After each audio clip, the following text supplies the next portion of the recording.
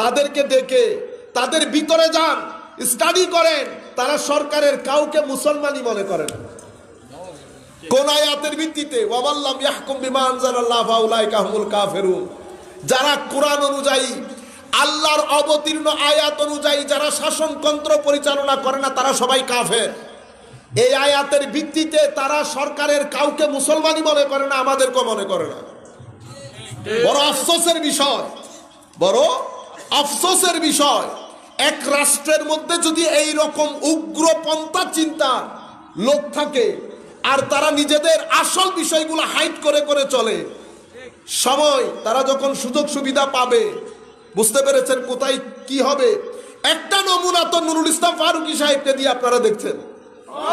হুজুর আল্লামা নুরুল ইসলাম ফারুকী রহমাতুল্লাহি আলাইহি নিজের ঘরের মধ্যে আমার যেই সমস্ত বিপদগামী ভাইয়েরা সিনার উপরে উঠে হাসি মুখে জবাই করে দিচ্ছে, এটা জল্লাদের পক্ষেও সম্ভব না। কিসের পক্ষে? জল্লাদের পক্ষেও সম্ভব না। আমি জানি না আমি এই কথাগুলা বলছি আমার জন্য কতটুকু নিরাপদ কথাগুলা বলা, কিন্তু আমার এখনো পর্যন্ত কনফিডেন্স আছে আমাদের বাংলাদেশ এখনো পর্যন্ত আমরা জায়গায় আছি ইনশাআল্লাহ। আমি আপনাদেরকে বলতে চাচ্ছিলাম, এটা একটা সিনারিও। আপনারা সবাই চোখ বন্ধ করে ওইটা চিন্তা করে দেখেন। আপনার পাশে ঘুরে, আপনার প্রতিষ্ঠানে পড়ে, আপনার দোকানে বাজার করে, এই ধরনের অনেক ব্যক্তি যারা এই আদর্শ লালন করে সুযোগ পেলে আপনার সিনার উপরে উঠে যায়, কারণ তার দৃষ্টিতে আপনি মুসলমান। শবে বরাত যেই ব্যক্তি বলতে পারে মসজিদের মধ্যে দাঁড়িয়ে, আপনি কল্পনা করতে, আমরা তো জবানে আনতে পারবো না, এটা আমি নিঃসংকোচিতে বলতে পারি এই ব্যক্তির পিতৃ পরিচয় ভালো না। নিঃসংকোচিতে অন্তত এতটুকুন বলতে পারি যে পিতৃ পরিচয় ভালো হলে, বংশ ভালো হলে, রক্ত ভালো হলে কারো জবান এত নিচে নামার কথা না। সম্মানিত উপস্থিতি, কিন্তু সবাই খামোশ। আমাদের এখানে ইসলামী দল করার লোক নাই। জিহাদ জিহাদ জিহাদ চাই, জিহাদ করে বাঁচতে চাই, আমাদের এখানে লোক নাই। আমাদের এখানে কিছু হওয়ার আগে প্রতিবাদে ফেটে পড়ে শবে বরাতের ব্যাপারে এত বড় কথা হয়ে গেছে, সবাই চুপ। কেন? কারণ আকীদার মধ্যে সবাই 17-20, 18-20, 19-20 অথবা 15-20। আহলে সুন্নাত ওয়াল জামাত এখানে দেখতেছেন না? আহলে সুন্নাত ওয়াল জামাত, আপনারা বলেন সুন্নিরা একজন আরেকজনের সাথে লেগে থাকে, এটা হক্কানিয়তের পরিচয়, এটা হক্কানিয়তের পরিচয়। আপনার পিছনে দেখেছেন, আপনি রাতকে দিন বলছেন, দিনকে রাত বলছেন, আপনার লোকদের কোনো প্রতিবাদ নাই। কেন? কারণ নেফাকত থাকলে প্রতিবাদ করতে পারে না, নেফাকত থাকলে প্রতিবাদ করতে পারে না। আরেকজন জাহাজে উঠছে, জাহাজ থেকে নামছে, এত কথা বলছে, কিন্তু সবাই খামোশ, কোনো প্রতিবাদ নাই। আমাদের এখানে এই মুহূর্তে যদি আমি একটা গলত করে যাই, আমার উস্তাদরাই কালকে ফেটে পড়বে, ক্ষোভে পড়বে না? এটা হক্কানিয়তের দলিল। আপনারা মনে করেন কয়েকজন আরেকজনের সাথে লেগে থাকে। এখানে আকীদার বিষয়ে কোনো ছাড় নাই, আকীদার বিষয়ে কোনো ছাড় নাই। আমি আপনাদেরকে যে জিনিসগুলো বুঝাইতে চাইতেছি, আপনারা সিনারিওটা মাথায় আনেন। আমাদের সাথে উঠা বসা, চাল চলন সবকিছু আমাদের সাথে। আপনি কিভাবে বুঝবেন এটা আমার আল্লাহর শান, এটা আমার আল্লাহর রহমানিয়ত? আমার আল্লাহ আমাদেরকে বুঝিয়ে দেন কি, যখন নামাজের ধরন পরিবর্তন হয়ে যাবে বুঝতে হবে এর আকীদার ধরনও পরিবর্তন হয়ে গেছে। আপনি মনে করছেন আপনি হাত উঠা নামা, এটা নিয়ে আমাদের কোনো কথা বলা বলি নাই। আমার মূল জায়গা হচ্ছে নামাজের ধরন পরিবর্তন হওয়া মানে আপনার আকীদা পরিবর্তন হয়ে যাওয়া। আপনি সেই উগ্রবাদিতার রাস্তায় হাঁটা শুরু করেছেন। আমি বলছি না আপনি উগ্রপন্থী হয়ে গেছেন, আমি এটা বলছি না। আমি বলছি আপনি রাস্তায় চলে এসেছেন, আপনি যাত্রা শুরু করেছেন। আল্লাহ পাক জানে 2024-এর পরে 25 আসতে আসতে আপনি রাস্তার কোন কিনারায় অপেক্ষা করেন। আপনারা বুঝতে পেরেছেন?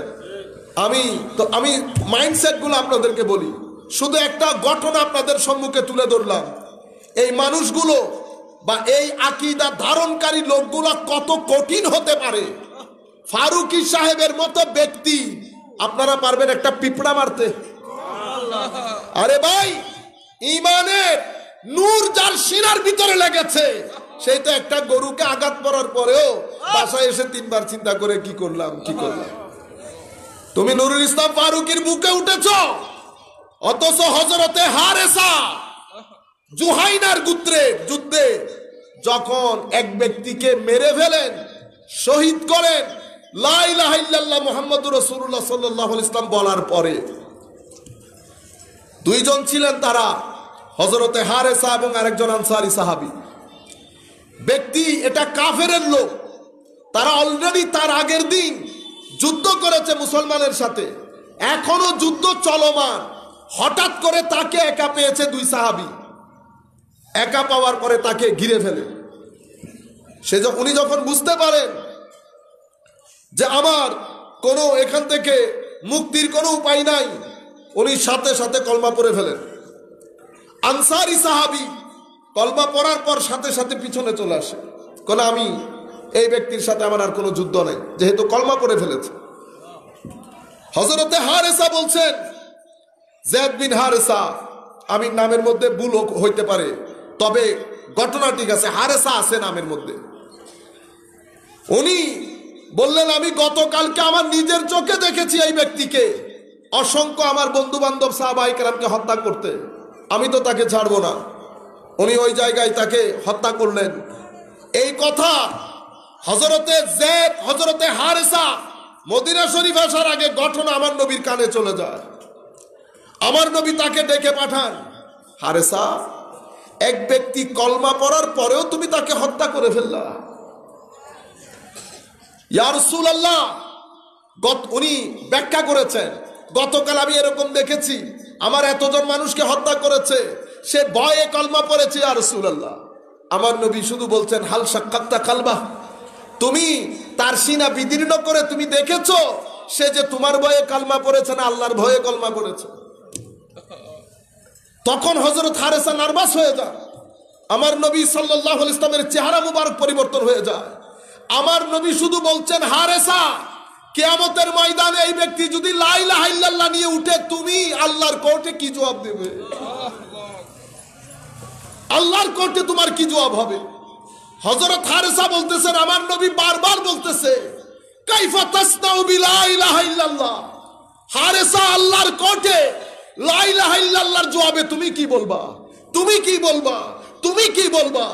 হযরত হারেসা বলছেন, আমার ইচ্ছে করছিল কাশ আমি যদি ওই দিনের আগে ইসলামই কবুল না করতাম, আমাকে এই যুদ্ধে যেতে হতো না। যুদ্ধে না গেলে আমি এরকম এম্বারাসমেন্ট সিচুয়েশনে আমাকে পড়তে হতো না।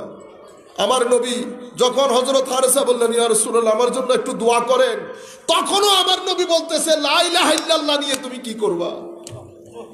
একদিনের লা ইলাহা ইল্লাল্লাহ। এখন আপনি ওই ঘটনার সাথে আল্লামা নুরুল ইসলাম ফারুকী রাহমাতুল্লাহ আলাইহির ঘটনাকে মিলান। এবার আমার নবীর হাদিস শুনেন। আমার নবী বলছেন, তাদের মুখের কথা আহলা মিনাস সুক্কার, চিনির চেয়েও মিঠা হবে। মুখের কথা চিনির চেয়েও মিঠা, কিন্তু অন্তর নেকড়ের চেয়েও খতরনাক হবে। নেকড়ে বাঘের মতো হবে। কাফেরের উপর অবতীর্ণ আয়াত মুসলমানদের উপর চালিয়ে দেবে। এবং শুধু তাই নয়, তারা কাফের বেদিনদেরকে ছেড়ে দেবে, আমার উম্মতকে ধরে ধরে হত্যা করবে। আমার নবী সাল্লাল্লাহু আলাইহি ওয়াসাল্লাম আরো ইরশাদ করছেন, আখেরি জামানায় কিছু ছেলে তাদের আখেরি দল দাজ্জালের সাথে গিয়ে মিশবে। তারা ব্রেইন ওয়াশড হবে, বয়সে কম হবে। অসংখ্য হাদিস আমার নবী ইরশাদ করেছেন। এটা আমি সেই বিষয়ে কথা বলছি না, আমি জাস্ট আপনাদেরকে হিস্টোরিক্যাল ব্যাকগ্রাউন্ডটার দিকে নিয়ে যাচ্ছি। তাহলে বৈশিষ্ট্য কি রকম? তো কিছু বৈশিষ্ট্য আমার নবী বলেছেন, কিছু বৈশিষ্ট্য আমার আল্লাহ সূরা মুনাফিকুনের মধ্যে বলেছেন। তো বৈশিষ্ট্য কি? মোট কথা হচ্ছে, হাদিস এবং আয়াত একসাথে রাখলে এটা দিবালোকের নিয়ে যে কেউ বলতে পারবে মুনাফিকদের মূল আলামত হচ্ছে আকায়েদের ক্ষেত্রে তারা শানে রিসালাতকে বরদাস্ত করবে না। তারা আমার নবীর রাসালতের মাকাম ও মর্তবা এটা তাদের বরদাস্ত হবে না। এটা যে তাদের বরদাস্ত হয় না, এটা যে তাদের বরদাস্ত হয় না বা হবে না, এটা তারা নিজেরাও বুঝতে পারে না। কেন? কারণ শানে রেসালতে বিয়াদবি হলে আমার আল্লাহ ওই ব্যক্তির বোধ শক্তিকে খতম করে দেয়। বাবাকে এক ব্যক্তি কিছুদিন গত পরশু দেখলাম, বাবাকে অত্যাচার করতে করতে, টর্চার করতে করতে শেষ পর্যন্ত বাবা আশ্রয় কেন্দ্রে চলে যায়। আমাকে এক ভাই জিজ্ঞেস করে, হুজুর এরা কিভাবে করে এগুলা? আমি বললাম আসলে ঘটনা হচ্ছে, বেয়াদবি যখন হয়, গুনাহ করলে আমার আল্লাহ তৌফিক তুলে না, গুনাহগারকে তওবা করার সুযোগ দেয়, বারবার দেয়। বেয়াদবকে আমার আল্লাহ তওবা করার সুযোগ দেয়। বেয়াদব মাহরুম হয়, বেয়াদবের বোধ শক্তি খতম করে দেয় আল্লাহ। মা বাবার সামনে বেয়াদবি করলে বোধ শক্তি খতম করে দেয়। নতুবা এক ব্যক্তি তার মাকে যখন মা কোর্টের মধ্যে গিয়ে বলে জাজকে যে আমার ছেলে মেয়েকে আপনি অ্যারেস্ট করে ফেলেন, তাদেরকে জামিন দেবেন না, মা কোন পর্যায়ে গেলে কোর্টে সন্তানদের ব্যাপারে বিচারকের কাছে বলে এদেরকে জামিন দিয়েন না। কিভাবে বিষিয়ে ফেলেছে? কেন হয়? কারণ বেয়াদবি যখন করবেন আমার আল্লাহ বোধ শক্তি এবং হায়া খতম করে দেন। সেই কারণে শানে রিসালতে যে বেয়াদবি হচ্ছে, এই বোধ শক্তি থাকে না। ওয়াহুম লা ইয়াশউরুন, তারা বুঝতেও পারে না বেয়াদবি হচ্ছে। আমার আল্লাহ কি করেন? আমার আল্লাহ আপনাদেরকে আমাদেরকে চিনতে পারার জন্য তাদের চেহারার রং পরিবর্তন করে দেন, তাদের চেহারার নূর সলব করে নেন, তাদের চেহারা বিদকুটে হয়। এত নামাজ রোজার পরেও কোটি মানুষের মধ্যে আপনি বেছে নিতে পারবেন কার সিনার ভিতরে আমার নবীর শানে বেয়াদবি আছে। বাংলার জমিনে আমরা আলেম দেখেছি, উলামা ইকরাম দেখেছি, আমরা সব ধরনের আলেম দেখেছি, শানে রিসালতে বেয়াদবি করে এমন মৌলবীও দেখেছি। সবার চেহারা আমাদের কাছে পরিষ্কার। আপনি কেন বুঝতে পারেন না? কারণ বোধ শক্তি নষ্ট করে দিয়েছে আমার আল্লাহ। নতুবা চোখ দূর থেকে দেখে পানির সন্ধান করে, চোখ দূর থেকে দেখে অনেক কিছু বুঝতে পারে, কাছের ব্যক্তির বিদ্যুটে চেহারা দেখে বুঝতে পারছে না। কেন? কারণ ফি কুলুবিহিম মারাদ, আপনি আপনার বোধ শক্তি, পরিচয় করানোর শক্তি সবকিছু আল্লাহ সলব করে ফেলেছে। হিস্টোরিক্যাল ব্যাকগ্রাউন্ড, ওই ব্যক্তি আমার নবীর শানে যখন কথাগুলা বলে, হযরতে ফারুক আজম বলেন, ইয়া রাসূলুল্লাহ আমাকে একটু অনুমতি দেন, আমি এটার গর্দান উড়াই দেই। আমার নবী বলছে না, গর্দান উড়ানো যাবে না। আমার লোক, মানুষ বলবে হুজুর করিম সাল্লাল্লাহু আলাইহি ইসলাম নিজের মানুষদেরকে নিজেরা হত্যা করছেন এখন, সেই কারণে তাকে ছেড়ে দাও, সে তো পিছন দিয়ে বের হয়ে গেছে।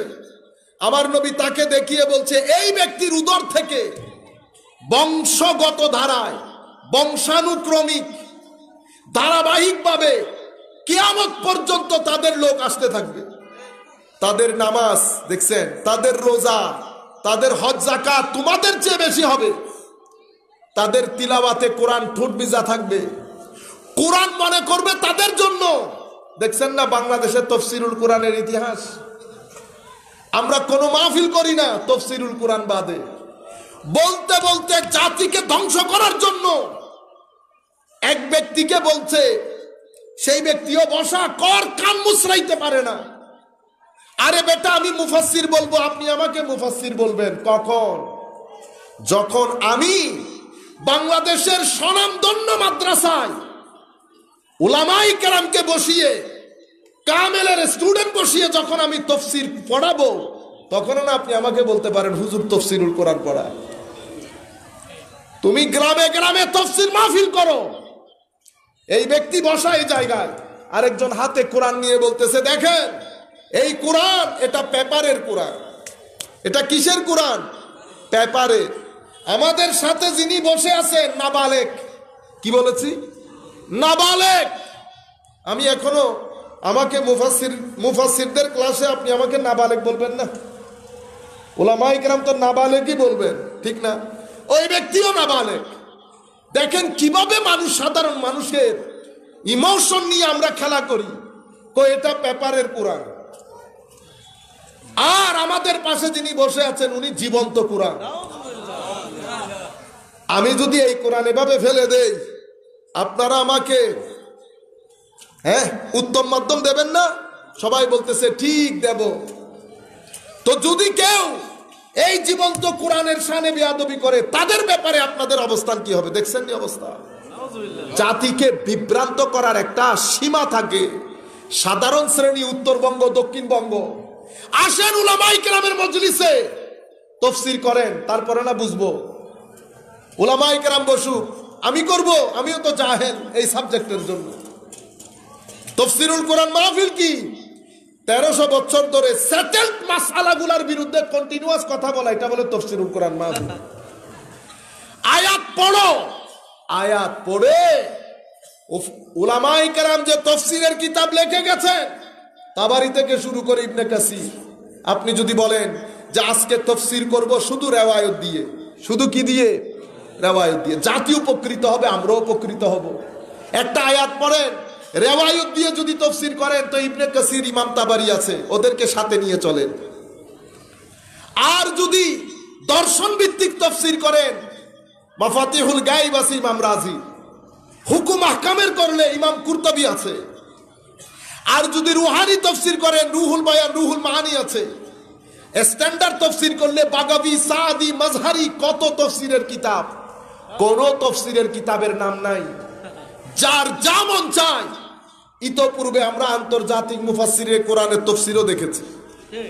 আন্তর্জাতিক মুফাসসিরে কোরআন কোনদিন কোন আলেমকে 2 পৃষ্ঠা তাফসীর পড়ান নাই, আপনি হয়ে গেলেন আন্তর্জাতিক মুফাসসিরে কোরআন। আপনারা বুঝতে পেরেছেন?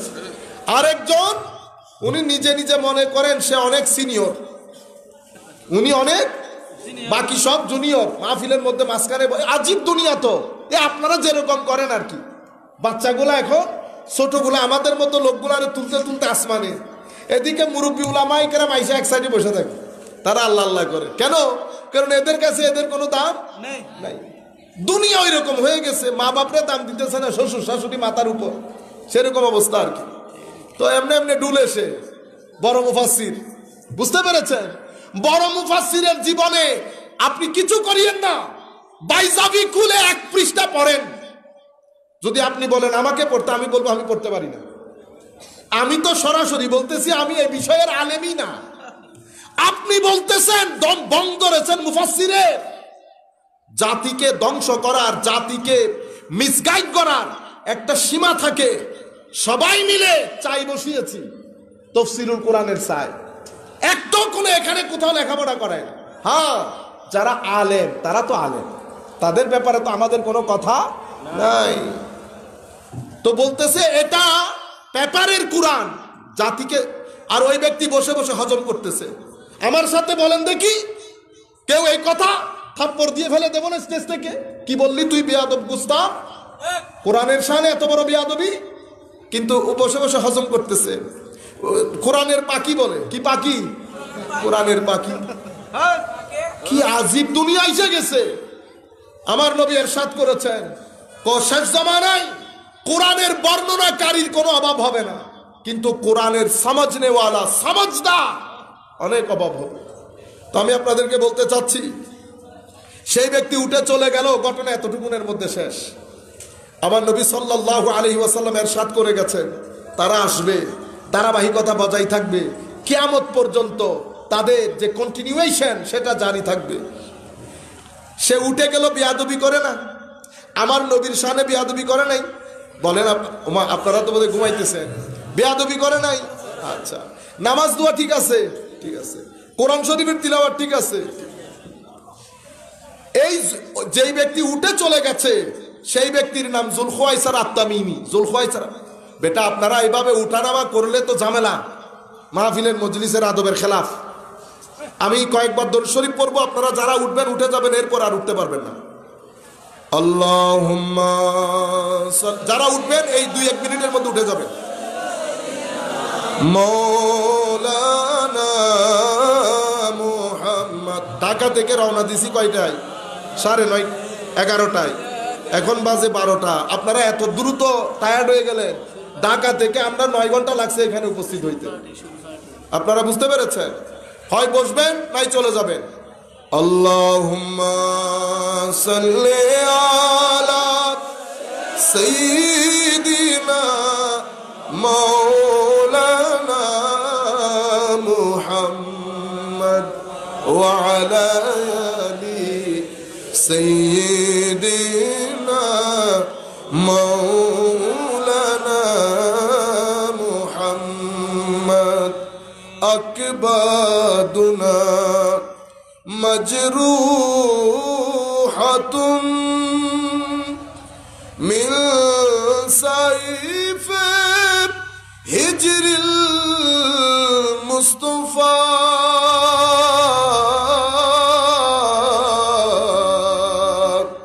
তুবা লি আহলে বালদাতিন ফিহাল নবিয়ুল মুহতাশমি আল্লাহুম্মা সাল্লি আলা সাইয়্যিদিনা মাওলানা মুহাম্মদ ওয়া আলা আলি সাইয়্যিদিনা মাওলানা মুহাম্মদ। সম্মানিত উপস্থিতি, আমি সুর দিয়ে ওয়াজ করতে গেলে সময় লস হবে। আমি খুব দ্রুত অনেক কথা বলতে হবে। ওই কথাগুলা যদি আমি সুর দিয়ে বলি আমার 5 ঘন্টা লাগবে। 5 ঘন্টা আপনারা কি আমাকে বসতে দিবেন? এখন আমি তাড়াতাড়ি কথাগুলা বলে ফেলতেছি, 2.5 ঘন্টা 3 ঘন্টার কথা 1.5 ঘন্টা আমাকে বলতে হবে। আর আমি জমাইতে আসি নাই, আমি কিছু কথা আপনাদেরকে দিতে এসেছি। সুর আমার সালাতুনিয়ার টানে তো বুঝুন, আল্লাহ সুর দিয়ে কিন্তু এখন আমি সুরের মধ্যে গেলে আমার সময় লস হবে। বুঝতে পেরেছেন? আমার সুরের পাখির দরকার নাই, আপনারা যাদের যাওয়ার দরকার চলে যান। আমার 15-20 জন ছেলে হলে হচ্ছে, আর লাগতেছে না। আমি আপনাদেরকে বলতেছি পুরা হিস্ট্রিটা একটু বুঝেন। এখন এই ব্যক্তির নাম যুলখুয়াইসারা আত-তামিমি। যুলখুয়াইসারা আত-তামিমি আবু বকর সিদ্দিক রাদিয়াল্লাহু তাআলা আনহুর সময়কালে এরা চেষ্টা করছে মানুষকে 2 ভাগ করার জন্য, করতে পারে নাই। ফারুক আজমের জমানায় তো একেবারে খামোশ হয়ে গেছে। কারণ কি? ডান্ডার বাড়ির কারণে একেবারে খামোশ হয়ে গেছে। কেমন ডান্ডার বাড়ি জানেন? মসজিদে নববীতে এসে এক ব্যক্তি উঁচু আওয়াজে কথা বলছে, দেখে নিছে। কোন জায়গার লোক? হুজুর আমি তো মদিনা শরীফের না। শুধু এই কারণে ছেড়ে দিছি, নাহলে দুর্রা লাগাইতাম। আমার নবীর মসজিদে উঁচু আওয়াজে কথা বলছো, আবার খামোশ, কারো কোনো কথা নাই। কিন্তু ভিতরে ভিতরে যার যার মতো করে কার্যক্রম তো সবাই পরিচালনা করে। উসমানে গনি রাদিয়াল্লাহু তাআলা আনহুর সময়কালে ইনারা রাজনৈতিকভাবে উত্থান শুরু হয়। হযরত উসমানে গনি রাদিয়াল্লাহু তাআলা আনহুর শাহাদাতের পরে মুসলমানদের মধ্যে ডিভিশন তৈরি হয়। একটা হচ্ছে বৃহত্তর সাহাবায়ে কেরামের দল, আর একটা হচ্ছে এই খারেজি মাইন্ডসেটের লোক। আপনারা বুঝতে পেরেছেন? তারা উসমানে গনি রাদিয়াল্লাহু তাআলা আনহুর হত্যার প্রতিশোধ এটা নেওয়ার নাম দিয়ে মুসলমানদের মধ্যে কয় ভাগ করছে? 2 ভাগ। একটা মেইন স্ট্রিম সাহাবায়ে কেরাম, সকল সাহাবায়ে কেরাম, আর একটা হচ্ছে এই খারেজিদের দল। বুঝতে পেরেছেন? অরিজিনালি মুনাফিক। অরিজিনালি কি? কারণ মুনাফিকরা ধর্ম তাদের বেশি মহব্বত দেখায়, তাদের ভিতরে ঢুকছে। আপনি আমাদের দেশের দল উপদল বর্তমানে চিন্তা করলে বুঝতে পারবেন একই ঘটনা এখনো ঘটে। আমার ভাই হয়ে গেছে সভাপতি। 3 দিন আগে আমার ভাই ছিল জিহাদ চায়, এখন আমার ভাই হয়ে গেছে সভাপতি। কিরে ভাই যান আপনি না? কোনা আল্লাহ হেদায়েত করছে। আসলে কি হেদায়েত করছে? হেদায়েত করে নাই। এটা পরিবর্তনের দের। আমার ভাই আবার আরেক নৌকায় উঠে যাবে। হযরত উসমানে গনির সময়কালে ডিভিশন শুরু হয়ে গেছে। হযরতে আলী কাররামাল্লাহু ওয়াজহাহুল কারীম ওই সময়কালে এই জায়গাটা এই ইখতিলাফটা চরম আকার ধারণ করেছে। যুদ্ধ হয়েছে, যুদ্ধের মধ্যে হযরত আলী রাদিয়াল্লাহু তাআলার বিরুদ্ধে ফতোয়া হয়েছে। চরম আকার ধারণ করেছে। এই হযরত আলী রাদিয়াল্লাহু তাআলা আনহু নিজে যুদ্ধ করেছেন খারেজিদের সাথে। ওনাকে জিজ্ঞেস করা হয়েছিল, হুজুর এরা কি কাফের? কোন এরা কাফের না, আমাদের ভাই খুরুজ করেছে, বিদ্রোহ করেছে আমাদের সাথে। আপনি মাইন্ডসেটটা বুঝতে পেরেছেন? মাইন্ডসেটের মধ্যে হযরত আলী রাদিয়াল্লাহু তাআলা আনহু কাফের, হযরত আলীকে যারা সঙ্গ দিয়েছে তারা কাফের। সেই সময়কালে হযরত আলী রাদিয়াল্লাহু তাআলা আনহুর সাথে যারা ছিলেন তাদেরকে অসংখ্য সাহাবী তাবেঈনদেরকে হত্যা করা হয়েছে। এই যে জবাই সংস্কৃতি, এটা শুরু করে কারা? এই খারেজিরা। এই খারেজিরা উগ্র। আপনি এই যে বলতেছি না, ওয়ামাল্লাম ইয়াহকুমুল্লাহ ইয়াহকুম বিমা আনজাল্লাহ ফাউলাইকা হুমুল কাফিরুন, দিছে কাফের ফতোয়া। ইন্না আউওয়ালা বাইতিন বুদিআ লিন-নাস লাল্লাযী বিবাক্কাতা মুবারাকা ওয়া হুদাল লিল আলামিন ফিহি আয়াতুন বাইয়িনাত মাকাম ইব্রাহিম মান দাখালাহু কানা ওয়ালিল্লাহি আলান নাসি হিজ্জুল বাইত মান ইসতাতা ইলাইহি সাবিলা ওয়া মান কাফারা ফা ইন্নাল্লাহা গানিয়্যুন আনিল আলামিন। উলামায়ে কেরাম এখানে কাফারার অনুবাদ করেছে একরকম, খারিজিরা বলছে ওয়া মান কাফারা মানে হজ ফরজ হওয়ার পর যেহেতু হজ করে নাই সে কাফের হয়ে গেছে। মানে এখানে যারা হজ ফরজ করার পরে হজ করেন নাই সবাই কাফের। এটা উগ্রপন্থী চিন্তা চেতনা। তাইলে হযরত আলী পর্যন্ত পাইলেন, হযরত আলী রাদিয়াল্লাহু তাআলার সময়কালে অসংখ্য নুরুল ইসলাম ফারুকী শহীদ হয়েছে। কাদের হাতে? খারেজিদের হাতে। ধারাবাহিকতা যেতে যেতে হযরতে কারবালা এসেছে। কারবালা ইয়েজিদি পন্থীর মধ্যে ওই একই খারেজিয়ত। হযরত আমার নবী যাওয়ার সময় কি বলছেন? আলী, কোন মুনাফিক কখনো তোমাকে ভালোবাসবে না, কোন মুমিন তোমাকে ভালো না বেসে পারবে না। তাইলে হুব্বে আলে বাইত এটা ঈমানের আলামত, বুগজে আলে বাইত এটা নেফাকতের আলামত। এখন আমি বুগজে আলে বাইত মানে আলে বাইতের প্রতি ঘৃণা রাখা। এখন আপনি বলতেছেন আমি ঘৃণা রাখি না, মনে রাখবেন ঘৃণা রাখা বা মহব্বত করা এটা মুখের বিষয় না, আপনার কর্মকাণ্ড বলে দেবে আপনি মহব্বত করেন না ঘৃণা করেন। আপনারা বুঝতে পেরেছেন? যেই ছেলের কারণে বাবা আশ্রয় কেন্দ্রে আশ্রয় নিয়েছে, সেই ছেলেকেও যদি জিজ্ঞেস করেন আপনি বাবাকে ভালোবাসেন, সে বলবে আমি তো ভালোবাসি, আমি তো ভালোবাসি, আমার সাথে তো কোনো কিছু নাই। মনে রাখবেন ভালোবাসা বা ঘৃণা করা এটা মুখের বিষয় না। যদি ভালোবাসেন ঘুরাইয়া ফিরে আপনি তার কথা বলবেন, যদি ঘৃণা করেন আপনি চাইবেন ইগনোর করার জন্য, অ্যাভয়েড করার জন্য। আচ্ছা, তাইলে কারবালা আসলো। কারবালার পরে ধারাবাহিকভাবে এই মুভমেন্ট নাম নেই, একটা শব্দ আছে সালাফি। বুঝতে পেরেছেন? সেই জায়গা থেকে ঘুরতে ঘুরতে শেখ ইবনে তাইমিয়া থেকে ঘুরতে ঘুরতে বাকি নাম আর বলবো না, আপনারা ধরে নেন। বুঝতে পেরেছেন? এই হচ্ছে পুরা হিস্টোরি। হিস্ট্রির মধ্যে আপনি ব্যাকে যাবেন যুলখায়সার আত-তামিমি। এখন আমি আপনাকে আদর্শগুলো ভাগ করে দেই। এখানে টোটাল আদর্শ মুসলমানদের ভিতরে টোটাল আইডিওলজি চারটা। একটা আইডিওলজি অসম্ভব উগ্র, তারা আমলের ক্ষেত্রে তাদের কোনো মেসাল নাই, কিন্তু আমার নবীর শান মান কখনো তাদের মুখে আনবে না, আলে বাইত কখনো তাদের মুখে আনবে না, তাদের সাথে দ্বিমত পোষণ করলেই কাফের। এটা হচ্ছে খারেজি মাইন্ডসেট। কি মাইন্ডসেট? খারেজি মাইন্ডসেট। তাদের অপোজিট শিয়া মাইন্ডসেট। এটা কোনটা? এটা আলে বাইতে রাসূলের মহব্বত করতে করতে সাহাবায়ে কেরামের নামই শুনতে পারে না, হরদম সাহাবায়ে কেরামের শানে বেয়াদবি করে। অপোজিট দুইটা মাইন্ডসেট পাইলেন পুরো উম্মতে মুসলিমার মধ্যে। পরবর্তীতে আপনি 10,000 দল হোক, ঘুরে ফিরে এই চার মাইন্ডসেট। তাহলে এটা এখানে, এটা এখানে, দুইটা একসাথে পাইলেন। আরেকটাকে আমরা বলি মোতাজেলি মাইন্ডসেট। সেটা কোনটা? সেটা হচ্ছে তারা সবকিছুকে, কোরআন বলেন হাদিস বলেন, সবকিছুকে তারা ব্রেন দিয়ে বুঝতে চায়। ব্রেন দিয়ে যতটুকুন বুঝবে ততটুকুন ধরবে, যেটা বুঝবে না সেটা গ্রহণ করবে না। আমাদের উলামায়ে কেরাম মনে করেন হুজুর এখন তো মুতাজিলা নাই, ভুল করতেছেন। কি মুতাজিলা নাই? মুতাজিলা ছিল, মুতাজিলা আছে, মুতাজিলা থাকবে। মুতাজিলার নামে নাই, কামে আছে। আমাদের দেশে যারা টক শো করেন বুদ্ধিজীবী মোস্টলি মুতাজিলি, মোস্টলি কি মুতাজিলি। মাদ্রাসার উলামায়ে কেরাম বুঝবেন, তারা আকল আগে নকল পরে। আকল আগে আগে যাবে, নকল মানে কোরআন সুন্নাহ টেক্সচুয়াল নলেজ, এটা পরে পরে যাবে। নকল যদি আকলের সাথে খাপ খায় গ্রহণ করব, যদি খাপ না খায় তাইলে আমি আকল দিয়ে অন্য ব্যাখ্যা করব। আপনারা বুঝতে পেরেছেন?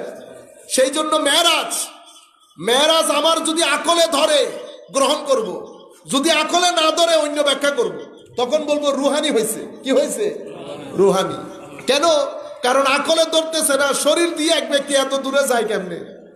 বুঝতে পেরেছেন? এটাকে বলে মুতাজিলি চিন্তা চেতনা। আমাদের দেশে বুদ্ধিজীবী যারা আছেন, টকশো করেন, মোস্টলি ওনারা এই আদর্শে আদর্শী। এবং আমাদের দেশে যারা ইসলামী বুদ্ধিজীবী তারাও মোস্টলি এই আদর্শে আদর্শী, বুঝে হোক না বুঝে হোক, তখন ওনারা আমাদেরকে নাম দিয়ে দেন ট্রিপিক্যাল মৌলবী। কেন? কারণ ওনার যুক্তি আমি গ্রহণ না করে আমি কোরআন হাদিসের টেক্সচুয়াল নলেজ, কোরআন হাদিসের যে বর্ণনা সরাসরি সেটাকে গ্রহণ করছি। যেহেতু ওনার বুদ্ধির সাথে যাচ্ছে না, সেই হেতু ওনার কাছে আমি হয়ে গেলাম ট্রিপিক্যাল মৌলবী, আর উনি হয়ে গেছেন স্মার্ট মৌলবী। আপনারা স্কলার, বুদ্ধিজীবী। তাইলে তিনটা মাইন্ডসেট পেয়েছেন। চতুর্থ মাইন্ডসেট আহলুস সুন্নাতে ওয়াল জামাআহ। আমার নবীর আহলুস সুন্নাহ ওয়াল জামাআহ কি বলে আমি এক বাক্যে আপনাদেরকে বলে ফেলি, আপনারা প্লিজ দয়া করে মুখস্থ করবেন।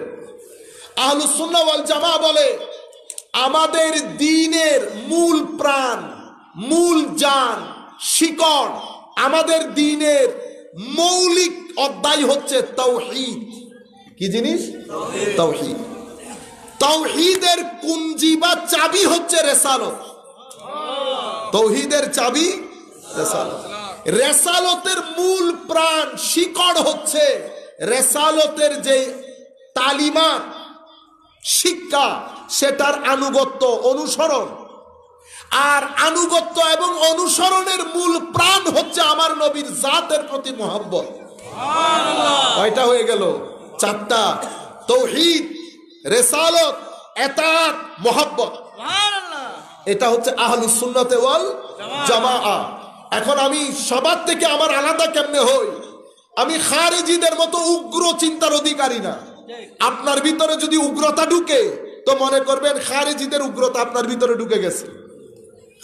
খারেজিদের উগ্রতা, আমরা অনেক সময় উগ্র হয়ে যাই, তো আমাদেরটা হচ্ছে মানসিক উগ্রতা। আকীদার ক্ষেত্রে সুন্নি, মানসিক দিক থেকে খারেজি। আমাদের মধ্যে অনেক পাবেন এরকম, হুঙ্কার মারে অমুক কাফের হয়ে গেছে অমুক। তো উনি কি? উনি আকীদাই সুন্নি, জেহেনান খারেজি। চিন্তা চেতনার ক্ষেত্রে, মনন মানসিকতার ক্ষেত্রে খারেজি। আপনারা বুঝতে পেরেছেন? যাই হোক, আমি আপনাদেরকে মূল যেটা বুঝাতে চাচ্ছি, আহলুস সুন্নাহ ওয়াল জামাআহ তাওহীদ, রিসালাত, ইতাআত এবং মুহাব্বতে মুস্তাফা সাল্লাল্লাহু আলাইহি ওয়াসাল্লাম। আরো সংক্ষিপ্ত আকারে যদি আপনাদেরকে বলি তাইলে মনে করবেন হুজুর আহলুস সুন্নাত ওয়াল জামাতের পরিচয় কি? আহলুস সুন্নাত মানে যারা বেশি সুন্নাত পালন করে তারা না। আমার নবী তো বলে গেছে সুন্নত বেশি থাকবে। ওই যে খারেজিদের কথা বলার সময় কি বলেছে? নামাজ, রোজা, তাসবিহ, তাহলিল, কোরআনের তিলাওয়াত তোমাদের চেয়ে অনেক বেশি হবে। তো সুন্নত বেশি কোন জায়গায় গেছে? মনে রাখবেন, আহলুস সুন্নাহ মানে সুন্নত বেশি পালন করলে সুন্নি না, এটা একটা আকীদা। এটা কি? একটা আকীদা। এই এই এই এই আকীদা পালন করলে আপনি সুন্নি। এক ব্যক্তি আমলের মধ্যে সুন্নি। আমি যুলখায়সারা তামিমি, সেই ব্যক্তি যখন উঠে চলে যাচ্ছে, বর্ণনাকারী আবু মুসা আশআরী রাদিয়াল্লাহু তাআলা আনহু, আমি যদি ভুল না করি, উনি ওই ব্যক্তির হাদিসের মধ্যে, বুখারীর মধ্যে আছে, ওই ব্যক্তির হুলিয়া বর্ণনা দিচ্ছেন। হুলিয়া কি বলেছে জানেন? যুলখায়সারার চোখ ভিতরে ঢুকা ছিল, এই দুইটা হাড্ডি বাইর করা ছিল।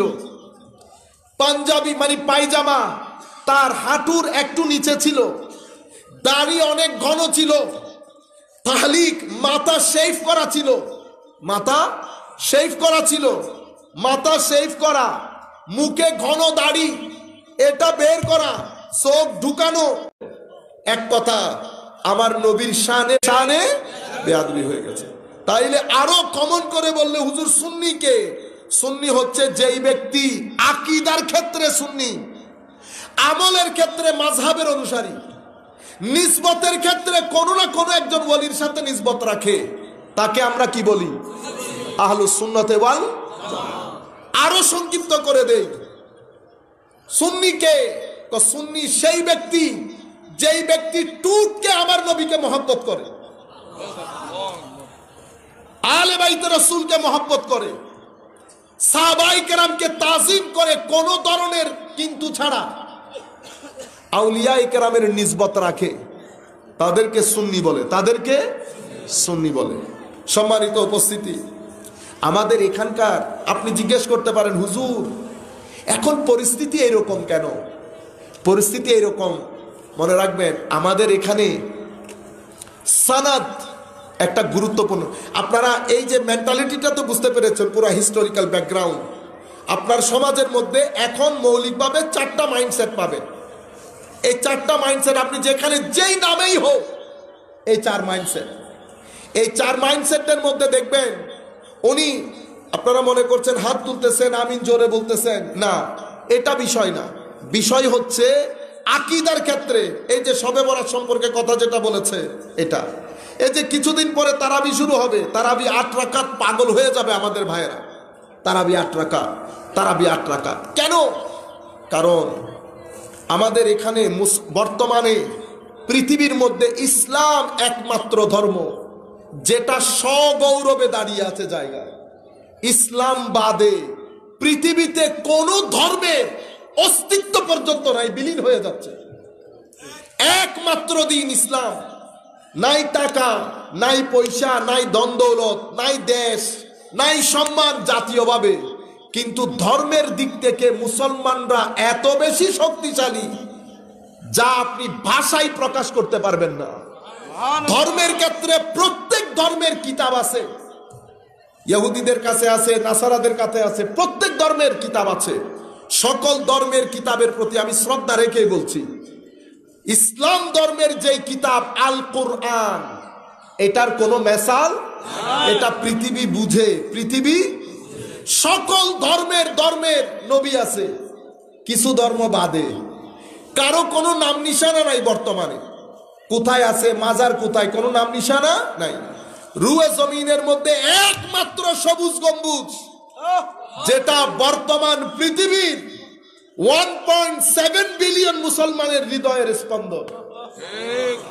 এখনো পর্যন্ত লাখো কোটি মানুষ আমার নবীর জিয়ারতে গিয়ে নিজেদের ঈমানকে তাজা করে আসে। পৃথিবীতে এটার কোনো মেসাল নাই।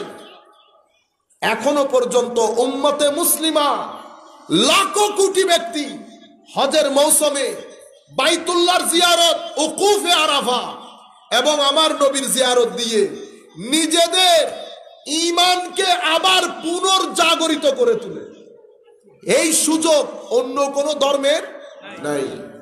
সেই কারণে আমাদের পিছনে অনেক মানুষ লেগে আছে, শুধুমাত্র কারণ আমাদের এখানে তরুণ বেশি, যুবক বেশি। তরুণদেরকে মিসগাইড করার জন্য, যুবকদেরকে মিসগাইড করার লোক আমাদের এখানে অনেক ধরনের চাই বসানো হয়েছে, শুধুমাত্র তরুণদেরকে বিভিন্ন দলে উপদলে বিভক্ত করার জন্য। বর্তমান পৃথিবীতে মানসিক স্বাস্থ্যের দিক থেকে, শারীরিক স্বাস্থ্য না, মানসিক স্বাস্থ্যের দিক থেকে বাংলাদেশ আমেরিকা, ইংল্যান্ড, ইউরোপ কান্ট্রির চেয়ে অনেক বেশি ভালো অবস্থানে আছে। আলহামদুলিল্লাহ বলবেন না? শারীরিক অবস্থা, শারীরিক স্বাস্থ্যের কথা, ফিজিক্যাল হেলথের কথা বলছি না আমি, মেন্টাল হেলথ, মানসিক অবস্থার কথা বলছি। মানসিক স্বাস্থ্য বাংলাদেশ ইউরোপ আমেরিকার দেশের চেয়েও অনেক ভালো অবস্থানে আছে। সেটা কি কারণে? সেটা সুফিয়ায়ে কেরামের মাজার, তরিকতের বাগান, মাদ্রাসা, জুমার খিতাব এবং প্রত্যেক এলাকায় অনুষ্ঠিত মাহফিল গুলার কারণে। আপনারা কোন হেদায়েত হয় না ভাই, মাহফিলে শুধু আমরা হেদায়েত করতে পারবো, উপকার অনেক হয়, আপনি বুঝতে পারতেছেন না। যতক্ষণ এখানে বসেছেন গ্যারান্টির সাথে বলছি মিনিমাম ৩-৪ দিন আপনার টেনশনের খোপা থেকে টেনশন বের হয়ে যাবে, টেনশন বের হয়ে যাবে। যে টেনশন বের করার জন্য বাইরের দেশ কোটি কোটি ডলার খরচ করে, সেই টেনশন আমরা এক মাহফিলে 2-4 বার দরুদ শরীফ পড়ে বের করে ফেলি, 2-4 বার দরুদ শরীফ পড়ে বের করে ফেলি। সেই কারণে পৃথিবী আমাদেরকে স্বাভাবিকভাবে আমাদেরকে নিয়ে অনেক চিন্তার মধ্যে থাকে। সেই চিন্তার কারণে আমাদের এখানে যত দিন যাচ্ছে ফেরকা বাড়তেছে, ফেরকা বাড়তেছে। আগে আমাদের এই যে লা মাযহাবি, যেটা মাযহাব অনুসরণ না করা, যার যার মতো করে নামাজ পড়া, এটা আগে এইভাবে ছিল না, হচ্ছে অতিরিক্ত বেড়ে যাবে। কেন? কারণ পানি যেখানে যেখানে যায় সেখানে সেখানে শস্য ফলে, টাকা যেখানে যেখানে যায় সেখানেও বিল্ডিং উঠে। কি উঠে? বিল্ডিং উঠে। অসম্ভব টাকা খরচ হচ্ছে, এই ফিতনা আরো বাড়তে থাকবে। হয়তো আমরা আস্তে আস্তে ইমাম মাহদী আলাইহিস সালামের সময়কালে পদার্পণ করবে, এটা আর ব্যাক করবে বলে মনে হচ্ছে না। আমার নবী ইরশাদ করেছেন শেষ জামানায় এলম উঠে যাবে। কেমন এলম? লাইব্রেরি, বই সব থেকে যাবে, উপকারী জ্ঞান উঠে যাবে। ঈমান পুরো পৃথিবী থেকে পালিয়ে মদিনা শরীফ চলে যাবে। কিছু দাঈল আল্লাহ, দ্বীনের দাওয়াত দানকারী বের হবে, তারা মানুষকে জাহান্নামের দিকে আহ্বান করবে। যারা তাদের ডাকে সাড়া দেবে তারাও জাহান্নামী হবে। সাতাকুনু দুআত ইলা আবওয়াবে জাহান্নাম ফামান আজাবাহুম কাযাফুহু ফিহা আও কামা ক্বালা নবী সাল্লাল্লাহু আলাইহি ওয়াসাল্লাম। এখন আমি আপনাদেরকে একটা মূল ঘটনা বলি। সনদ, সনদ মানি এই যে আপনি আমাকে দাওয়াত করলেন, একটা সময় ছিল স্টেজের মধ্যে শুধু তাকরীর করতেন বিভিন্ন বড় বড় মাদ্রাসার হাদিসের উস্তাদ, ফিকহের উস্তাদ, তাফসীরের উস্তাদ। তখন আমার মতো ভাইরাল বক্তা ছিল না। ভাইরাল বক্তা, ইউটিউব বক্তা, ফেসবুক বক্তা, তক্তা মক্তা কেউ ছিল না। আগে ছিল অমুক মাদ্রাসার শাইখুল হাদিস, মুফতি অমুক। এখন কি? বিশিষ্ট মিডিয়া ব্যক্তিত্ব। আমি এখনো খুঁজে পাই নাই বিশিষ্ট মিডিয়া ব্যক্তিত্বের অর্থ কি, আল্লাহ পাক জানে।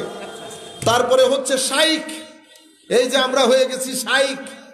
আরো বর্তমান যুগে ফেরকায়ে বাতিলের আতঙ্ক কি কি, কারণ আর টাইটেল তো নাই, টাইটেল যেগুলা দেওয়ার সেই টাইটেল নাই। আর আপনারা তো এখানে পিএইচডি করতে হয় না, ডিগ্রি পাস করলে হয়। পিএইচডি তো আপনি সকাল বিকাল করাইতেছেন আমারে, বুঝতে পেরেছেন? আজীব মাহৌল এখন। আগে ওয়াজ তাকরীরের মধ্যে মানুষের হেদায়েত হতো, এখন ওয়াজ তাকরীরের মধ্যে হেদায়েত হয় না। কেন? কারণ আমাদের এখানে সনদ, সনদ মানি আমি কার কাছে পড়েছি, উনি কার কাছে পড়েছেন, উনি কার কাছে পড়েছেন, যেতে যেতে আমার নবী সাল্লাল্লাহু আলাইহি ওয়াসাল্লাম পর্যন্ত যাওয়া। আমি হাদিস পড়াবো, আমার হাদিসের সনদ লাগবে। সনদ বলতে আমি যার কাছে পড়েছি, উনি যার কাছে পড়েছেন, উনি যার কাছে পড়েছেন, উনি যার কাছে পড়েছেন, যেতে যেতে তাবেঈন, তাবেউত তাবেঈন, তাবেঈ, সাহাবী এবং আমার নবী সাল্লাল্লাহু আলাইহি ওয়াসাল্লাম। এটাকে বলে সনদ, এটাকে বলে সনদ। যেমন আপনি পীর, আপনি কি পীর, আপনার পীরকে, আপনার পীরকে, আপনার পীরকে যেতে যেতে কোনো না কোনো একজন আলে বাইত রাসূলের ইমামের সাথে গিয়ে মিশে।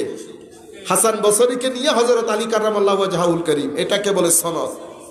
আমি যখন বই পড়ি তো বইয়ের পড়া আমার ব্রেইনে জমে, হেদায়েত নূর বাদে হয় না। এখন বইয়ের নূর যদি আমি সিনাই লাগাইতে চাই তো আমার দুইটা জিনিস দরকার হয়। একটা হচ্ছে রাতের সিজদা, আরেকটা হচ্ছে আমার সনদ। সনদের মাধ্যমে আমার নবীর সিনা মুবারকের নূর আমার সিনা পর্যন্ত আসবে, সিনা টু সিনা, সিনা টু সিনা, সিনা টু সিনা। এই জন্য সলফে সালেহিনে উম্মত আমাদেরকে বলছেন আসসানাদু মিনাদ-দ্বীন, সনদকে দিন বলা হয়। উনজুরু, চেক করে নিবা তোমরা দিন নেওয়ার আগে, দিন কার কাছ থেকে নিচ্ছ। উনজুরু আম্মান তাখুযু দীনাকুম, তোমরা দিন কার কাছ থেকে নিচ্ছ সেটা চেক করে নাও। এখন আপনারা চেক করার কোনো সুযোগ আছে? দিয়েছে কুল আউযু বিরাব্বিন নাস, কি ওয়াসওয়াসা। আল্লাযী ইউওয়াসবিসু ফি সুদুরিন নাস, কুল আউযু বিরাব্বিন নাস, মালিকিন নাস, ইলাহিন নাস। তিনটা বৈশিষ্ট্য উল্লেখ দিয়ে আপনি এক, যিনি দিনের রাতের অন্ধকার ভেদ করে দিনের আলো বের করে আনেন, সেই মহান প্রতিপালকের আশ্রয় প্রার্থনা করছি। বৈশিষ্ট্য একটা, বিপদ চারটা। কি কি বিপদ? মিন শাররি মা খালাক ওয়া মিন শাররি গাসিকিন ইযা ওয়াকাব।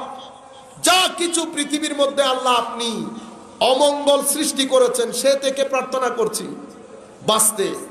এবং রাতের অন্ধকার যখন ঘুটঘুটে হয় সেই রাতের অন্ধকারের অনিষ্ট থেকে আমি আশ্রয় কামনা করছি। ওয়া মিন শাররিন নাফাসাতি ফিল উকাদ, গিটের মধ্যে জাদু টুনা পরে ফুৎকার দানকারিনী সেই খবিসা থেকে আমি আশ্রয় কামনা করছি। এবং প্রত্যেক হিংসুক থেকে আমি আশ্রয় কামনা করছি। চারটা না বিপদ, চার বিপদ থেকে প্রার্থনা করেছি, কিন্তু আল্লাহর বৈশিষ্ট্য একটা। আর সূরা নাসের মধ্যে তিন বৈশিষ্ট্য উল্লেখ করে আমি আশ্রয় কামনা করেছি একটা জিনিস থেকে পানা। সেটা কি? সেটা খান্নাসের ওয়াসওয়াসা। আজীব বিষয় না?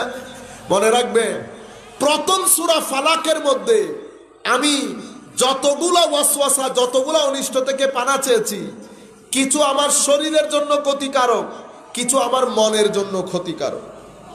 সূরা নাসের মধ্যে আমি যেই অনিষ্ট থেকে আশ্রয় কামনা করছি সেটা আমার দ্বীনের জন্য ক্ষতিকারক। কিসের জন্য? দ্বীনের জন্য। দ্বীনের জন্য ক্ষতিকারক বিধায় আমার আল্লাহ আল্লাহর তিনটা বৈশিষ্ট্য উল্লেখ করে বলেছেন, মিন শাররিল ওয়াসওয়াসিল খান্নাস। এমন খান্নাস যাকে দেখা যায় না, ওয়াসওয়াসা দিয়ে যায়। ওয়াসওয়াসা যে ভিতরে পড়েছে আপনি বুঝতেও পারবেন না। আল্লাহ ওয়াসওয়াসা কোথায় দেয়? তো আল্লাযী ইউওয়াসবিসু ফি সুদুরিন নাস, তোমার সিনার ভিতরে দেয়। আল্লাহ এটা কারা দিবে? তো দেয় খান্নাস। খান্নাসের পক্ষ থেকে দুইজনে এই কাজ পালন করে, একটা মানুষ আর একটা জিন শয়তান। জিন শয়তান বাদ দেন, আমি মানুষের কথা বলি। তাইলে আপনার দিন বরবাদকারী, ধর্ম বরবাদকারী, আখিরাত বরবাদকারী, আকীদা বরবাদকারী ওয়াসওয়াসা যিনি দান করেন উনি মানুষ। উনি কি? মানুষ। তো যিনি মানুষ উনি ওয়াসওয়াসা কিভাবে দেবেন?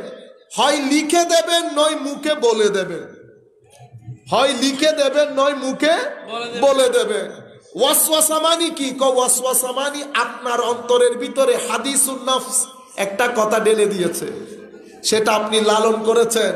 লালন করে প্রথম বছর শবে বরাত ছেড়েছেন, প্রথম বছর শবে বরাত ছেড়েছেন।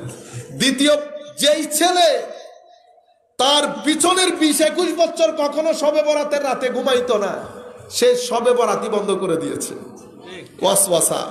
যেই ছেলে 20 রাকাত তারাবি বাদে কোনোদিন পড়তো না, সেই ছেলে তারাবি 8 রাকাতের পরে এখন মাঝে মধ্যে পড়ে, মাঝে মধ্যে পড়ে না। কেন? কারণ ওয়াসওয়াসা যখন ভিতরে ঢালে মানুষ, তো যিনি মানুষ কোরআন শবে বরাত এবং তারাবির ব্যাপারে ওয়াসওয়াসা দিচ্ছে, উনি কি স্কুলের মাস্টার হবে? না। উনি কি হবেন? মাওলানা সাহেব। মাওলানা সাহেব যখন ওয়াসওয়াসা দিবেন, হয় লিখে দিবেন নতুবা মুখে বলে দিবেন। এখন ওয়াসওয়াসা এটা হাতে রাখেন। আমি মুসলিম শরীফের বর্ণনার সাথে এটা মিলাই। আমার নবীকে হযরতে হুযায়ফা ইবনুল ইয়ামান জিজ্ঞেস করতেছেন, ইয়া রাসূলুল্লাহ সাল্লাল্লাহু আলাইহি ওয়াসাল্লাম, অনেক লম্বা হাদিস, ভালোর পরে মন্দ আসবে কিনা, মন্দের পরে ভালো, আবার ভালোর পরে মন্দ হবে কিনা, লম্বা হাদিস। শেষে যখন জিজ্ঞেস করেছে, ইয়া রাসূলুল্লাহ, এই ভালোর পরে আবার কোনো মন্দ আসবে কিনা, অথবা মন্দের পরে ভালো আসবে কিনা, আমার নবী বলতেছেন আসবে, তবে ফিহি দুহন, মিক্স থাকবে। তুমি বুঝতে কিনা ভালো বলতে পারতেছি না, মন্দও বলতে পারতেছি না। কিরকম? কিছু দাঈ ইলাল্লাহ বের হবে, দুআত, আল্লাহর রাস্তায়, দ্বীনের রাস্তায় আহ্বানকারী। কোথায় আহ্বান করবে? জাহান্নামের দিকে। বক্তা কি জাহান্নামের কথা বলে আপনাদেরকে? আমি কি জাহান্নামের কথা বলতেছি? না, সবাই জান্নাতের কথাই বলে। কিন্তু আপনি যে জাহান্নামের কথা বলতেছেন সেটা কিভাবে বুঝবেন?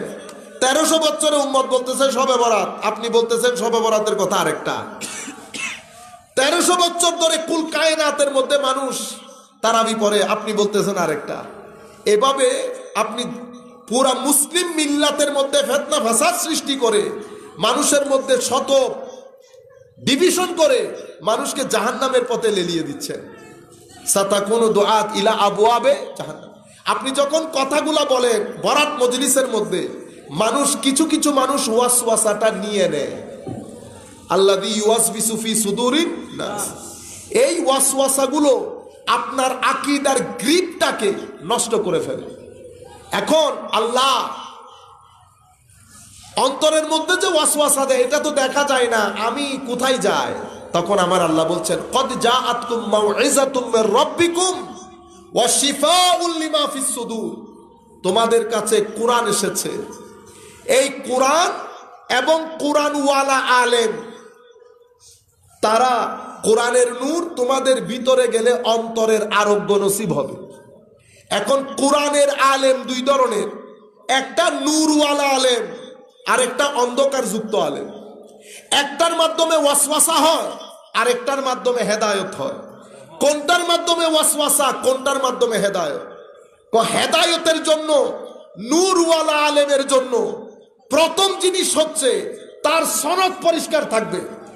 তার সনদ পরিষ্কার থাকবে, তাকে কে পড়িয়েছে, তাকে কে পড়িয়েছে, তাকে কে পড়িয়েছে পরিষ্কার থাকবে। Number one. সনদওয়ালা আলেমের রাতে সিজদা থাকবে। দুই, সনদওয়ালা আলেম কখনো উম্মতে মুসলিমার যে মেইন স্ট্রিম সেটা থেকে বের হয়ে কথা বলবে না। সনদওয়ালা আলেম কখনো সাহাবায়ে কেরামের শানে, আলে বাইতের শানে, নবীর শানে বিয়াদবিমূলক কোনো কথা বলবে না। সনদওয়ালা আলেমের চেহারা নুরানি থাকবে। সনদওয়ালা আলেমের মজলিসে বসলে আপনার ভিতর ঘেমে যাবে।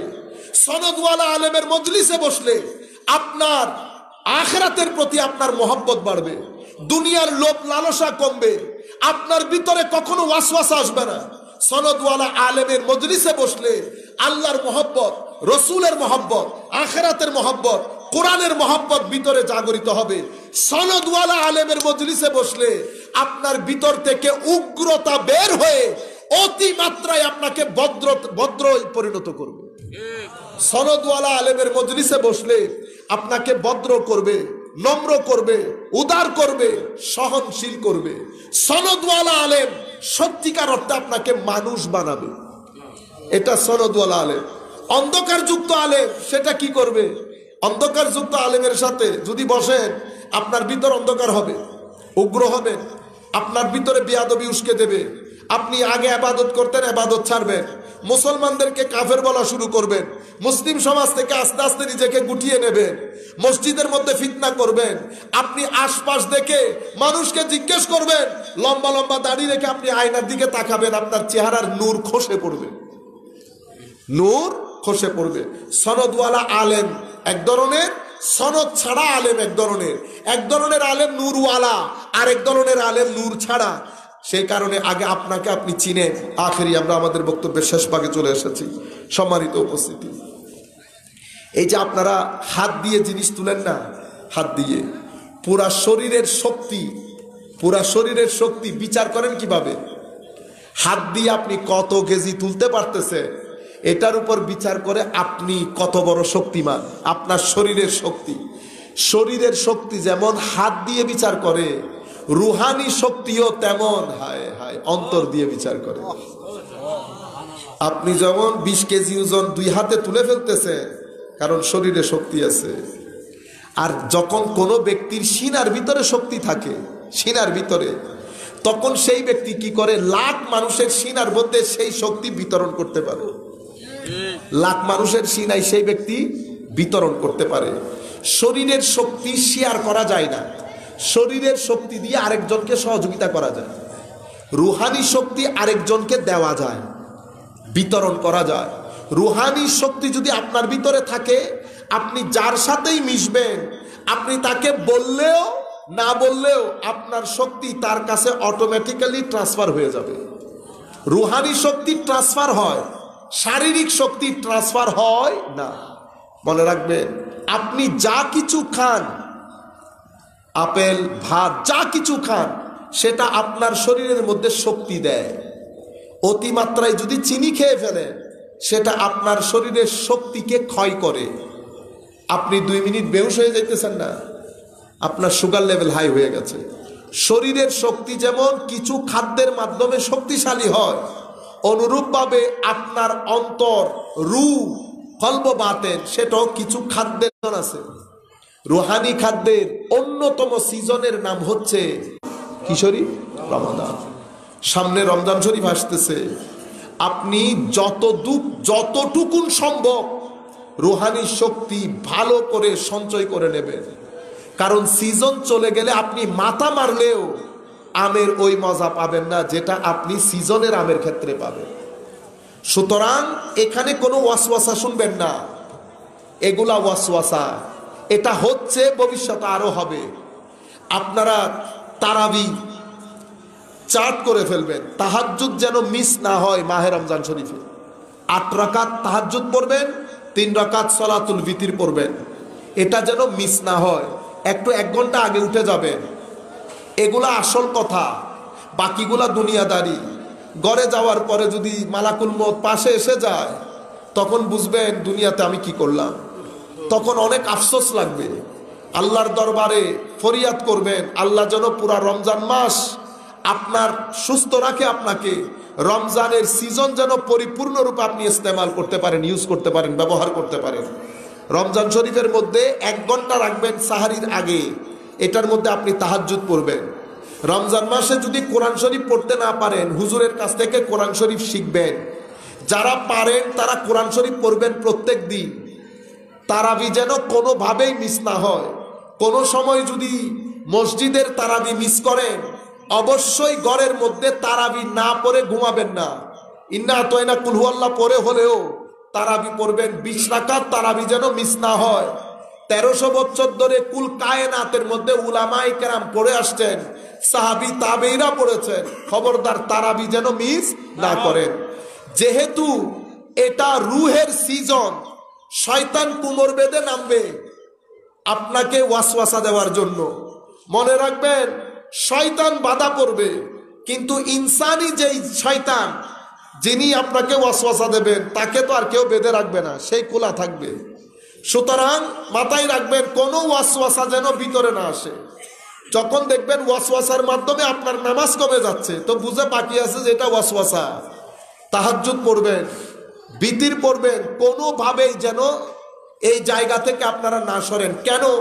কারণ পুরা মাহে রমজানের মধ্যে রুহানি গেজা, রুহানি শক্তি যদি পারফেক্টলি গ্রহণ না করেন, পুরা বছর তো আর এই মেজবান থাকবে না। তখন রু যদি আস্তে আস্তে রুর শক্তি ক্ষয় হয়, শরীরের শক্তি ক্ষয় হলে যেমন বিছানায় চলে যান, রুহের শক্তি ক্ষয় হলে বিছানায় যাবেন না। কি হবে জানেন? আমার আল্লাহর ইবাদত থেকে আপনার মন ঘুরিয়ে দেবে। আল্লাহ তৌফিক তুলে ফেলবেন। আপনি ইচ্ছে করলে মসজিদে যেতে পারবেন না, আপনার ভিতরে টেনশন বেড়ে যাবে, হতাশা বেড়ে যাবে। সুতরাং রুকে শক্তিশালী করেন। রু নামাজ চায়, রু জিকির চায়, রু কোরআনের তিলাওয়াত চায়। আপনি রুর শক্তি এই জিনিসগুলা বাদে আপনি সঞ্চয় করতে পারবেন না। মনে রাখবেন, কয়েকটা জিনিস আমি আমার বক্তব্যের শেষ পয়েন্টে চলে এসেছি। শবে বরাতের মধ্যে আমার নবী একই কথা বলেছেন, মাহে রমজানের ক্ষেত্রে একই, লাইলাতুল কদরের ক্ষেত্রে একই। আপনার ভিতরে যদি রিয়া থাকে, লোক দেখানো ভাব, আল্লাহ আপনার গুনাহ ক্ষমা করবেন না। মা বাবার যদি অবাধ্য হন, মা বাবার মনে কষ্ট দিয়েছেন, আল্লাহ আপনার গুনাহ ক্ষমা করবেন না। এই সিজনের মধ্যেও ক্ষমা করবেন না। আপনি যদি অতিমাত্রায় মদ্যপানে অভ্যস্ত হন, আল্লাহ আপনার গুনাহ ক্ষমা করবেন না। আপনার ভিতরে যদি মানুষের জন্য ঘৃণা থাকে, আল্লাহ আপনার গুনাহ ক্ষমা করবেন না। আপনি যদি অহংকারী হন, আল্লাহ আপনার গুনাহ ক্ষমা করবেন না। এখন যে কথা বলবো সেটা অসম্ভব খতরনাক। যেই রোগে আমরা সবাই রোগী, সেটা কি? সেটা হচ্ছে গীবত, পরনিন্দা, পরচর্চা। যারা এই কাজটা করে, আমার নবী বলছেন আল্লাহ তাদেরকেও ক্ষমা করবেন না। মেজবান সবাই খেয়ে পেট পুড়িয়ে ফেলছে, কিন্তু আমরা আমাদের গুনাহ মাফ করতে পারছি না। কেন? এইগুলার কারণে। আপনারা বলেন না রমজান আসে রমজান যায়, কই আমাদের তো কোনো পরিবর্তন হয় না। পরিবর্তন হয় না কারণ আমরা রমজানের রু থেকে বঞ্চিত হই। রমজানের রহমত থেকে বঞ্চিত হই আমাদের আখলাক পরিবর্তন না করার কারণে। আমরা মদ পান করি, আমরা মানুষকে কষ্ট দেই, জুলুম করি, আমরা মা বাবার সাথে বেয়াদবি করি, আমরা পরনিন্দা পরচর্চা করি, আমরা অহমিকা দেখাই, আমরা মানুষের জন্য আমাদের ভিতরে ঘৃণা। আমাদের হুজুররা দেখেন না কি করে, হুজুররা দেখেন না কি ঘৃণা ভিতরে। আপনারা বুঝতে পেরেছেন? আমার নবী বলছেন ভিতরে আমি কি ঘৃণা রাখি? হ্যাঁ, মনে রাখুন, অনে শূন্য হইলে শূন্য হইতুন, অনে নিজ আই শুনি শুনি আই শুনি আই যারে হয়েছে শুনি এল না। হ্যাঁ, ইনকে অনারা বড়দিনের সম্পত্তি না, এলেন এলেন। ভদ্র হবেন, নম্র হবেন, সহনশীল হবেন, উদার হবেন, মুসলমান হয়ে বেঁচে থাকার জন্য আল্লাহর দরবারে তৌফিক কামনা করবেন, ওয়াসওয়াসা থেকে বেঁচে থাকবেন। আল্লাহ রাব্বুল আলামিন আমাদের হামি ও নাসির হোক। মনে রাখবেন, জীবনের মধ্যে উদ্দেশ্য আছে না? আসেনি? আমাদের জীবনে আছে, আপনার জীবনে আছে। উদ্দেশ্য কি? আপনার মাইন্ডসেটকে যদি আপনি সুস্থ রাখতে চান, আপনি নিজের ভিতরে একটা উদ্দেশ্য ফিট করবেন, আপনার জীবনের উদ্দেশ্য কি। সেই কারণে আমার নবী আমাদেরকে আমাদের জীবনের উদ্দেশ্য সেট করে দিয়েছেন। আল্লাহ আমাদের জীবনের উদ্দেশ্য সেট করে দিয়েছেন। আমাদের ছেলেরা এই যে 2 দিন পর পর টেনশনে চলে যায় কেন? কারণ তাদের জীবনের উদ্দেশ্য ঠিক নাই। আমার মা বাবারা কি করে, ছেলেকে মানুষের মতো মানুষ করার জন্য আমি শহরে নিয়ে গেছি। মারাই বলে আত্মীয় স্বজন ছেড়ে দিয়েছি কেন? ছেলেকে মানুষ করার জন্য। ও ছেলেকে মানুষ করার জন্য যদি আত্মীয় ছেড়ে দেন তো ছেলে তো মানুষ হবে না, মানি মেশিন হবে। মানি মেশিন কি মেশিন? আপনারা ব্যাংক থেকে টাকা উঠান না, ওই যে কি একটা মেশিন থাকে না, এটার কি বলে? জি, এটিএম। এটিএম বুথ, কার্ড দেন, পয়সা বের হয়। এটিএম বুথ কোনো ফিলিংস দেখায় আপনাকে? কখনো বলে ভাই তুই গরিব মানুষ, দত্তরে 500 টাকা বেশি দিলাম? কখনো বলবে না। আপনি আপনার ছেলেকে এটিএম বুথ বানাচ্ছেন, বুঝতে পেরেছেন? রোবটিক, রোবট, না ফিলিংস, না সম্মান, না কোনো কিছু। আপনার ছেলে মানুষের মতো মানুষ হয়ে প্রথমে ঢাকায় গেছে, মহেশখালী ছেড়ে দিছে, এরপরে চলে গেছে আমেরিকায়, এরপর উনি গোড়াইয়া পেছাইয়া ইংরেজিতে কথা বলে, মহেশখালীর ভাষাও ভুলে গেছে, বাংলা ভাষাও ভুলে গেছে। আর যতদিন ঢাকায় থেকেছে ততদিন আর মহেশখালীর কোনো পরিচয় নাই, মহেশখালীর আপামর জনসাধারণের সাথে কোনো কানেকশন নাই। আপনি মানুষ হন নাই, এটিএম বুথ হয়েছে। মানুষ কাকে বলে? এটা আমার আখেরি পয়েন্ট। মানুষ কাকে বলে? মানুষ হচ্ছে সেই ব্যক্তি যেই ব্যক্তির মাধ্যমে অন্য মানুষ উপকৃত হয়। অন্য মানুষ, আমার ছেলে উন্নতি করেছে, কি উন্নতি করছে? আমার ছেলে গাড়ি কিনছে আর ব্যাংকে 2 কোটি টাকা আছে, এটাকে উন্নতি বলে না। উন্নতি কখন বলবো? যখন আপনার ছেলের মাধ্যমে আশেপাশের এলাকার লোকের উপকার হবে, তখন আপনার ছেলে উন্নতি করেছে। যখন আপনার ছেলের প্রশংসা করবে মানুষ, তখন আমি বলবো আপনার ছেলে কি করেছে। যখন আপনার ছেলের সিনার ভিতরে শক্তি থাকবে, কি শক্তি? পজিটিভ শক্তি। কি শক্তি? পজিটিভ এনার্জি, যেটাকে আমরা নূর বলি। নূর, পজিটিভ এনার্জি থাকবে। সে যেখানে যায় 10-12 জন ছেলে তার সাথে হয়, তার কথা শুনে সেই ছেলেগুলো তার মাধ্যমে উদ্বুদ্ধ হয়, তারও গ্রামের কাজে লাগে। এটাকে বলে পজিটিভ এনার্জি। ছেলে ভিতরে বানাইছেন এটিএম মেশিন, এনার্জি তো দূরের কথা, ছেলে ঠিক নাই। আপনি বলতেছেন আপনি ছেলেকে মানুষ করার জন্য আত্মীয় স্বজন ছেড়ে ঢাকায় নিয়ে গেছেন না। মানুষের মতো মানুষ সেই ব্যক্তি যেই ব্যক্তি আল্লাহ তার স্রষ্টার অধিকার এবং তার সৃষ্টিকর অধিকার নিয়ে সচেতন হয়। স্রষ্টার যে অধিকার, স্রষ্টার প্রতি যে দায়িত্ববোধ সেটাও পালন করে, সৃষ্টির প্রতি যে দায়িত্ববোধ সেটাও পালন করে, তাকে বলে মানুষ। আমার আল্লাহ কোরআনে পাকের মধ্যে ইরশাদ করছেন, সম্মানিত উপস্থিতি, আমি যে আয়াতগুলা পড়েছি, আল্লাহ বলছেন ওয়াদরিব লাহুম মাসালান হায়াতিদ দুনিয়া কামা ইন আনজালনাহু মিনাস সামাই ফাখতালাতা বিহি নাবাতুল আরদ। উপর থেকে পানি পড়েছে, বৃষ্টির পানি। বৃষ্টির পানি শুধু কি ভালো জায়গায় পড়ে? পানি পরিষ্কার পড়েছে পুকুরে, পড়েছে পুকুরে, খেতেও পারতেছেন, খাওয়াইতেও পারতেছেন, পরিষ্কার পানি তো। এই পানি আবার আপনার নর্দমায় পড়েছে, খেতে পারবেন, ইউজ করতে পারবেন? বরবাদ। এই পানি আবার আপনার জমির উপর পড়েছে, শাকসবজি উৎপাদন হয়েছে না? ঠিক যেভাবে পানির মাধ্যমে যেই উপকৃত হওয়ার উপকৃত হয়েছে, যা উঠার উঠেছে, যা নষ্ট হওয়ার নষ্ট হয়েছে, ঠিক সেভাবে কোরআন এবং সুন্নাহর পানি আমার সিনার মধ্যে পতিত হয়েছে। কিছু সিনা পুকুরের মতো পবিত্র, হায় হায়, তারা এটা ধারণ করেছে, বলেছে, মানুষও পান করেছে। এই যে এখন পান করতেছে, আমার কথা বলতেছি না, আলেমদের কথা বলতেছি, পান করেছে, এটার মাধ্যমে মানুষ উপকৃত হচ্ছে। আবার আমার মতো জাহেল বসেছে, বসে মসজিদের মধ্যে শবে বরাত সম্পর্কে কথা একটা বলেছে। কোরআন হাদিসের পানি ঠিক আছে, পড়েছে নর্দমায়। কিসে পড়েছে? নর্দমায়। তো নর্দমার পানি পড়লে মুখ দিয়ে নর্দমাই বের হবে। মুখ দিয়ে কি বের হবে? নর্দমা।